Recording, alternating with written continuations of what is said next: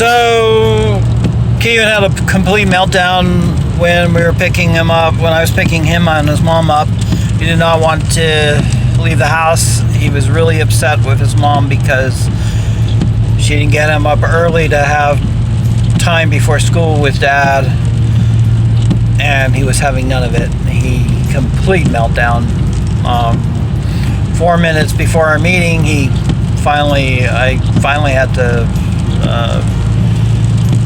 tell him I was going to leave if he didn't get in the car, because I had a meeting to go to and had to count to 3, and he finally came begrudgingly.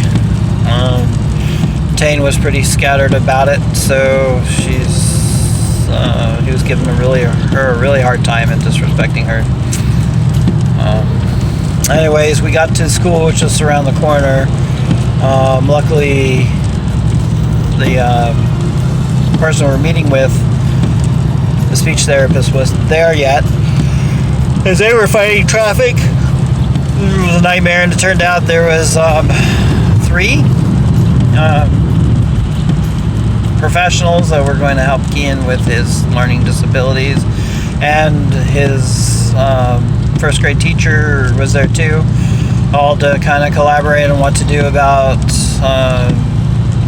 his disability and how to get him caught up to the other kids. I don't know.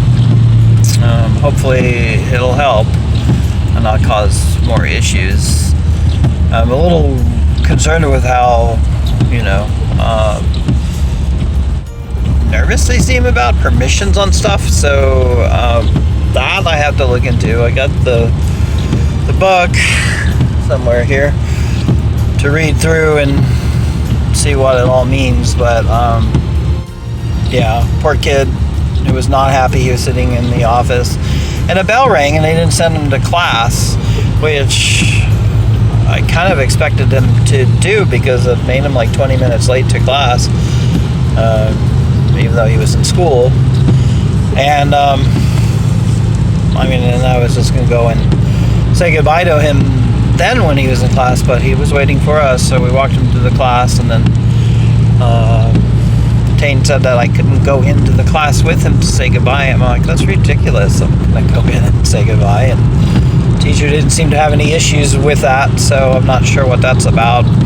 We get mixed messages from the school on lots of things, like Tane questioned me why I didn't park in the front parking lot, and I told her, well, one of the teachers or office people basically told me that I'm not allowed to park there unless you're staff employees there, and not to come in the class like with him. I parked there when she's dropping him off. I don't know. I don't know. And trying to figure it out. Somehow there was cross information. Tane thought I was taking her to work, and I'm like, I don't have time to take 2 hours off to drive to downtown Seattle, drop her off, and drive back. Got work to do, and I told her that. So that was a misunderstanding. That's the basis of the decay of our marriage: is lack of communication, lack of respect, lack of understanding. So I don't get it. It's still happening.